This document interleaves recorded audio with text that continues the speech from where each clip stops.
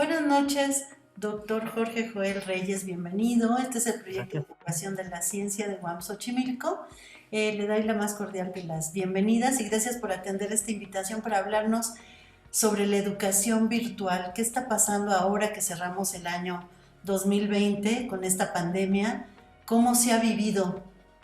¿Cómo hemos tenido que afrontar esta nueva necesidad de educar? ¿Cómo la ha vivido? Que en sus observaciones recientemente hizo un artículo para un libro donde fue amplia la convocatoria y estuvo con la maestra Yolanda Margarita Sánchez, que también es compañera de UAM Xochimilco, y hicieron un artículo sobre cómo se ha vivido la educación durante la pandemia. Ujú. Entonces, bueno, por eso lo invitamos para que nos diga qué es lo que viene. Pero antes de esto, quisiera nada más dar una pequeña semblanza muy rápida de lo que es su trayectoria para que nuestro público sepa quién es usted. Es doctor en educación por la Universidad de Montreal, certificado en College Teaching por la Universidad de Arizona, profesor visitante en la Universidad de Toronto, profesor titular del Departamento de Atención a la Salud de la Universidad Autónoma Metropolitana Xochimilco. Y la maestra Yolanda, que hizo con usted el artículo, es doctora en Ciencias Veterinarias por la Universidad Agraria de La Habana, Cuba, profesora investigadora del Departamento de Producción Agrícola y Animal de la Universidad Autónoma Metropolitana, Unidad Xochimilco. Y ambos están frecuentemente dando clase en lo que nosotros llamamos el tronco divisional de Ciencias Biológicas y de la Salud. Bienvenido, doctor. Pues adelante, tiene usted el micrófono para que nos diga de qué va esto de la educación y hacia dónde vamos cuando lleguemos al nuevo año. Bienvenido. Bueno, gracias. Pues muchas gracias por la invitación. Encantado de hablar con ustedes, contigo, Ceci, tanto tiempo ya de conocernos y de tratarnos. Y mira, ya estamos en esto. Hemos estado en una situación muy complicada, muy compleja. Yo estuve recientemente trabajando allá en Canadá y pues estuvo una situación muy complicada porque pues por las ansias de terminar mi proyecto de investigación me prolongué más el tiempo que yo debería de estar y tantito más y me quedo atrapado allá en la frontera porque se cerraron, ¿no?, las fronteras y ya no hubiera podido salir. Pero bueno, estamos trabajando precisamente sobre estrategias de aprendizaje en la educación en línea. Fuimos invitados a participar con un proyecto y este proyecto incluso ahora lo podríamos retomar para la educación remota. ¿Qué ha sido para nosotros? En primera, es muy importante diferenciar entre lo que es la educación emergente remota, que le hemos llamado en nosotros en otros países junto con México, y la educación en línea. La educación en línea es un plan muy estructurado, muy, digamos, muy trabajado. Te puede llevar incluso meses para preparar un solo curso y hasta años para preparar todo un currículum bien estructurado. En cambio, en la emergencia remota, en este plan de emergencia remota, lo que hemos hecho es, pues muchas veces improvisar. Y el temor que a mí me queda es que se confunda entonces uno con otro para la gente y que entonces piensen que ya se está demostrando que la educación en línea no sirve. Yo creo que ahora tendríamos que, para, digamos, terminar bien el año, tendríamos que sentarnos a reflexionar sobre qué ha sido este plan emergente y que este plan de emergente pase a un plan definitivo, pero bien hecho. Pensando en que quizás no vamos a regresar en un corto tiempo, pero en el tiempo que queda de esta situación, pues hacerlo lo mejor posible. Porque además hemos visto que la gente tiene la necesidad, la imperiosa necesidad de garantizar cierta calidad en el aprendizaje de sus hijos. Y entonces nosotros, en ese sentido, bueno, hemos estado tratando de sacar a flote el barco. El quien lo ha estado sacando realmente, pues somos nosotros, porque a nosotros nadie nos enseñó a trabajar en este entorno, nadie nos enseñó a usar materiales, y entonces ahora estamos aterrizando ya algunas propuestas sobre cómo evaluar diferente, cómo enseñar diferente, y entonces ahora pensar en algo ya más estructurado. Yo creo que sería muy negligente de nuestra parte no aprender de esta experiencia. Nosotros durante muchos años estuvimos insistiendo en hacer algo con la educación en línea, porque veíamos que la necesidad era que la universidad ampliara sus fronteras, que se abriera porque había mucha demanda. Y esta demanda de estos muchachos, pues obviamente la única forma de resolverlo era con la educación en línea, porque los espacios físicos no daban para más.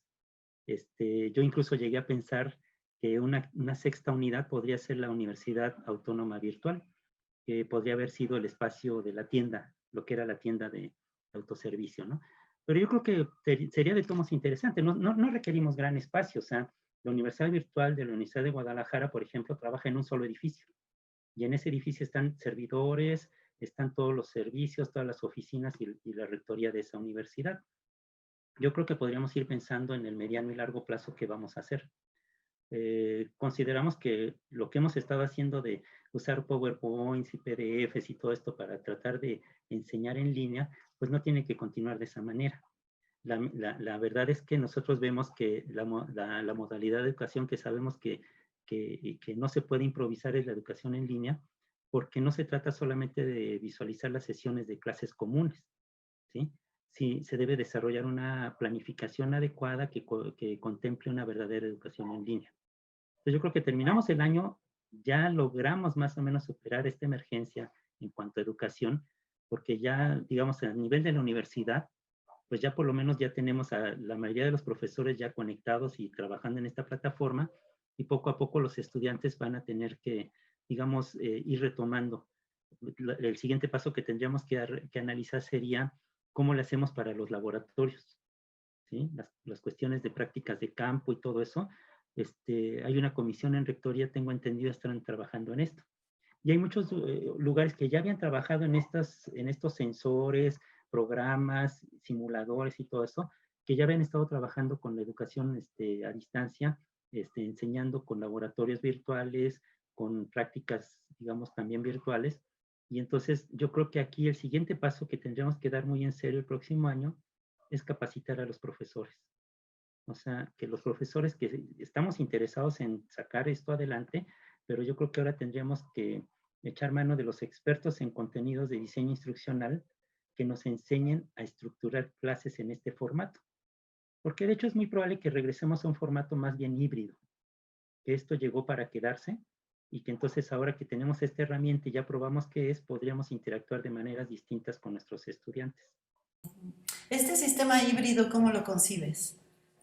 Pues sería, por ejemplo, en muchos lados lo que se trabaja son 4 días totalmente en línea y solamente un día de presencial donde la gente va y resuelve dudas, hace prácticas, ejercicios. Y así es como se han llevado incluso algunas maestrías, por ejemplo, en mi experiencia en Toronto. Una maestría en enfermería desde hace unos 15 años más o menos se está trabajando en este formato y ha trabajado muy bien. Nosotros tenemos la maestría en ciencias en sociedades sustentables, también trabaja prácticamente en línea. Solamente se ven una semana cada trimestre y lo demás, las otras 10, 11 semanas son totalmente en línea. Y hemos visto que el estudiante de posgrado, sobre todo, se involucra más, trabaja más de manera libre. El estudiante de pregrado necesita más apoyo.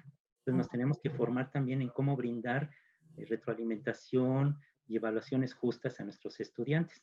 Porque lo que hemos visto, por ejemplo, es que este modelo híbrido es el que está prevaleciendo en muchos lugares. Totalmente en línea es un poquito complicado, hay mucha deserción.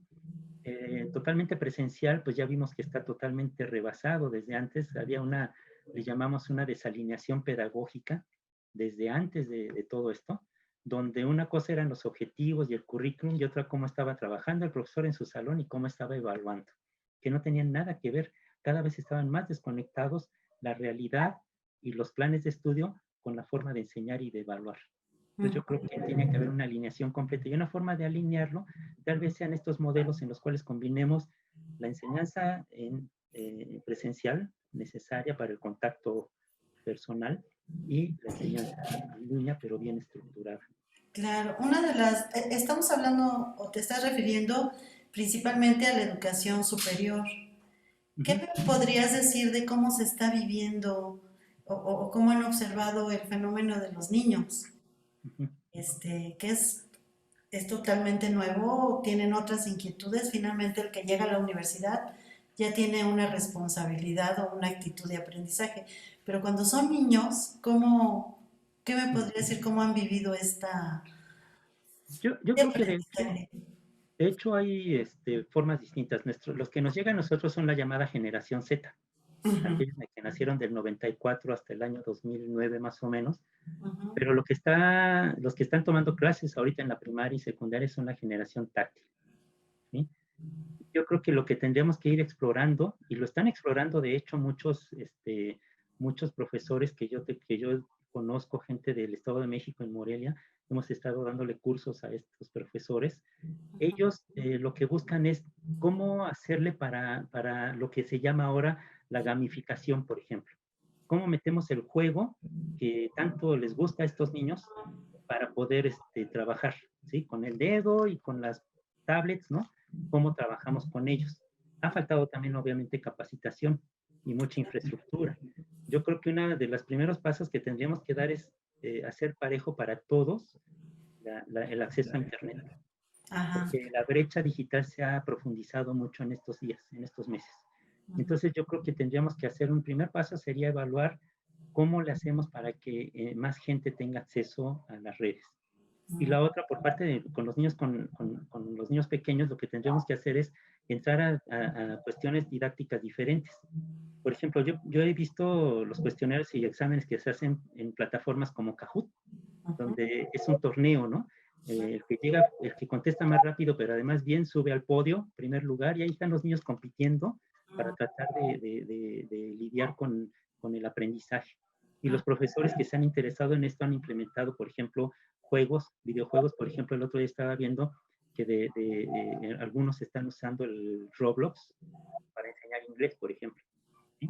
Y entonces son gente que tiene creatividad, que tiene interés, y yo creo que la UAM tiene un papel muy importante. Tenemos diseñadores, tenemos comunicadores, tenemos mucha gente que tenemos la maestría en educación, ¿sí? En desarrollo de la educación, que podrían contribuir en mucho a esto. ¿Cómo hacerle para que, por ejemplo, probemos dinámicas nuevas como, por ejemplo, el salón invertido, ¿sí?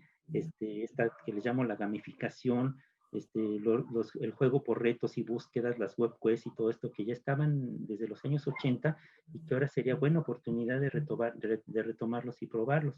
Yo creo que lo que nos falta en cierto punto es conocer cuáles son los retos, ¿sí? Porque seguramente la educación en línea va a subir, el aprendizaje a distancia va a sufrir un ataque constante diciendo que no está sirviendo, que no está funcionando. Yo creo que también falta mucha creatividad y mucha formación de los profesores. Yo veo a mis sobrinos, por ejemplo, mi hija está tomando clases a 6 horas, tomando clases todo. Mis sobrinos el fin de semana tienen que enviar cantidades enormes de tareas que se envían en algunos casos, en el mejor de los casos, por Classroom, por ejemplo, pero muchos en WhatsApp o por correo mandan sus tareas convertidas en imágenes o en PDF. Y bueno, yo no sé el profesor cómo le esté haciendo para lidiar con toda esa cantidad de tareas el fin de semana. Entonces yo creo que ahí tendríamos que echar mano también igual de cosas que suenan como sofisticadas, pero que en realidad ya están en la vida cotidiana, lo que es la inteligencia artificial, ¿sí? Yo prendo la tele, veo Netflix, ahí está la inteligencia artificial sugiriéndome programas en base a mis preferencias. Esa es inteligencia artificial.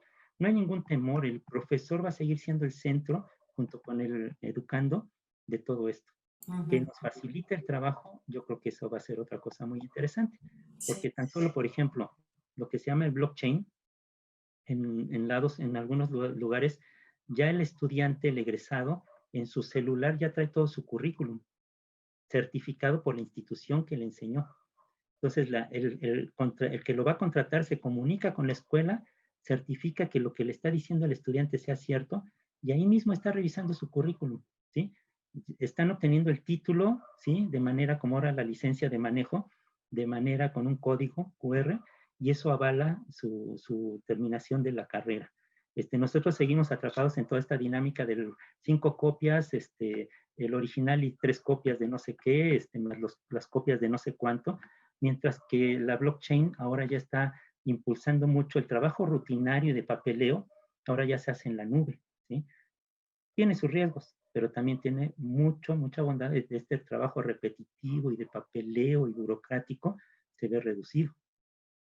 Entonces, es identificar quiénes de los que están ahora en la educación tienen el acceso a estas nuevas tecnologías para capacitar a los que no lo tienen y estos a su vez reconfigurar su manera de dar las clases en todos los niveles, ¿no? Porque sí, es un hecho que los jóvenes están muy cercanos a la tecnología y a estos lenguajes, cómo hacer este ensamble con la academia tradicional que estaba en el aula y que ahora tuvo que llegar a la virtualidad Mm, y reconfigurarse, ¿no? mm. Entonces, sí, es un gran reto. ¿Y cómo ves que en nuestra universidad existen las posibilidades de que nuestros académicos repunten y puedan hacer esta renovación de lenguajes educativos? A mí me da mucho gusto, por ejemplo, la semana pasada y antepasada estuvimos trabajando con el grupo de Betty García, Ah, de la coordinación de docencia. Me parece muy importante esa labor, está centralizando, digamos, la inquietud de las divisiones. Y es muy importante porque yo vi a más de 80 profesores, una centena de profesores tomando cursos, mm, cosa que antes no se daba. O sea, yo abría un curso y tenía 4 o 5 profesores, ujú, metía estudiantes para que se llenara el salón, ¿no? Y ahora yo veo saturados los cursos, o sea, la gente quiere los cursos. Una profesora de biológicas está también impulsando la enseñanza, la realidad aumentada, ¿sí? La enseñanza virtual con estas plataformas, ¿no? En la que ves como códigos QR, ves un cubo, pero en realidad en el teléfono tú estás viendo un cerebro, un corazón o diferentes órganos o diferentes, hasta un dinosaurio, por ejemplo. ujú, ujú, Entonces yo creo que hay interés y gente, digamos, no tan solo los jóvenes, ¿sí? Los jóvenes tienen muchas inquietudes y muchos temores, pero también la gente que ya tenemos algunos años, muchos años en la universidad, estamos interesados en esto porque es un reto, ¿sí? claro. Ya demostramos que podemos y entonces ahora la gente quiere aprender. Por ejemplo, tuvimos, les digo, 80 en estos cursos, más otros cursos que se abrieron, donde hubo fácil unos 120 al final, y en videoconferencias donde hay más de 100 personas presentes, me da la esperanza de que sí hay interés y que podemos hacer muchas cosas. Lo Ujú. que antes tocábamos puertas y no se abrían, ahora ya se pueden abrir. Entonces yo creo que tenemos muchas oportunidades, pero también hay graves riesgos que tenemos que conocer. Y lo que comentábamos la otra vez sobre la ciudadanía digital es Ujú, un punto importantísimo que en esta circunstancia tenemos que estar conociendo. ujú, No podemos ignorar que nuestros estudiantes, nuestros hijos están en graves riesgos al estar en estos medios. Ya ujú. lo vimos con varios profesores que vieron invadidas sus salas de videoconferencia por Sí. gente que hacía cosas terribles y se Ujú, tenían que desconectar de pronto, porque es fácil que la gente que quiera hacer estos malos manejos lo pueda hacer. Entonces ujú, sí, yo creo que sí deberíamos de tener una reflexión sobre qué vamos a hacer cuando nos topemos con estos problemas, cómo evitarlos y cuando se presenten, cómo combatirlos. Sabemos, por ejemplo, que en lugares como pues, la experiencia que yo tengo en Canadá, la provincia de Quebec ya es de persecución legal y de sanciones, el sexting, por ejemplo, y ujú, todo esto que tiene que ver con el acoso cibernético. ujú. Entonces, aquí ya se empezaron a visualizar algunas cosas, pero no se sabe cómo implementarlo. Ah, Yo creo que nosotros como institución universitaria tendríamos un papel muy importante al estar en contacto con jóvenes y con niños, de poder incidir en el sentido de generar una conciencia crítica en el uso de toda esta tecnología, pero no por eso decir no la queremos usar. ujú. Usarla de manera constructiva, de manera crítica, creativa, pero con las precauciones debidas. Yo creo que el enseñarle al niño los riesgos que está corriendo, el enseñarle a nuestros estudiantes ya adultos también a cómo manejarse con las redes, qué precauciones tomar, no está por demás, Ujú, porque sí hay graves riesgos, hay muchos depredadores que eso es lo que están esperando. Y ahorita ellos quizás lo vean como una gran oportunidad, ¿no? Y yo ujú. creo que tendríamos que cortarles el paso. Sí, entonces por un lado es capacitarse para nuevos lenguajes en la educación y por otro lado también estar atentos y conocer cuáles son estas problemáticas cibernéticas. Esto de la ciudadanía digital, ¿le Sí, llamas? sí. ¿Sí? Donde Ujú, todos hagámonos responsables de sí. estar atentos a Te cómo cuido, tú te manejar. cuidas. Ujú, Exacto, me cuidas, te cuidas. Bueno, sí. pues doctor, muchísimas gracias por hacernos esta charla y contarnos cómo va la educación en este tiempo de virtualidad. ¿Algo más que quiera decirnos para concluir esta charla? Sí, pues me gustaría nada más comentar algo muy importante que es qué vamos a hacer, qué tenemos que hacer como digamos en lo inmediato. Uh-huh. Una de las cosas es que tenemos que conocer cuáles son las habilidades que está demandando la sociedad en este momento. Han cambiado del 2010 al 2015 y ahora al 2020 y después de esto, ¿qué va a suceder?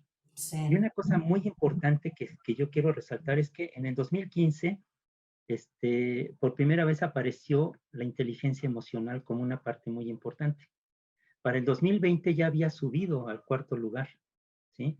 Pero en este momento yo creo que está incluso en el 2.º lugar la inteligencia emocional junto con el trabajo colaborativo.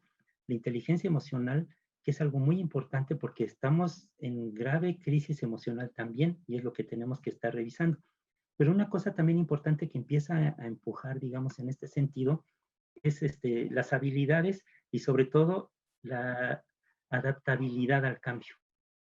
Yo creo que va a ser una parte muy importante que nosotros logremos adaptarnos al cambio, a lo que se viene. Y en tanto nos adaptemos, vamos a poder brindar un mejor servicio y una mejor educación a nuestros estudiantes. Esta capacidad de adaptarse al cambio y también de conocer sobre la inteligencia y la cuestión emocional. Es muy importante. No solamente las habilidades tecnológicas, ¿no? Sino también la cuestión emocional va a jugar un papel muy importante ahora que regresemos. Sí, esto de adaptarse, para que nuestros jóvenes se adapten, necesitamos como adultos dar el ejemplo de que nos estamos adaptando a las nuevas condiciones. Así es. Para que se sientan confiados y caminemos juntos en esta nueva modalidad en que estamos construyendo, porque todavía no sabemos para dónde va a ir, pero de que no va a ser igual, bueno, hasta parece repetitivo decirlo, pero no va a ser igual. Y va a ser muy importante porque vamos además a tener mucho insumo para investigar. Exacto. Investigar en cómo lo hicimos, cómo lo tenemos que hacer. Yo creo que nos va a dar muchos elementos que nosotros como UAM, Xochimilco, tenemos ya como que esta habilidad. Ajá. Nos va a dar esta ventaja que tenemos para poder sacar adelante proyectos de investigación muy interesantes sobre cómo le hicimos, cómo sobrevivimos y cómo le vamos a hacer para seguir adelante.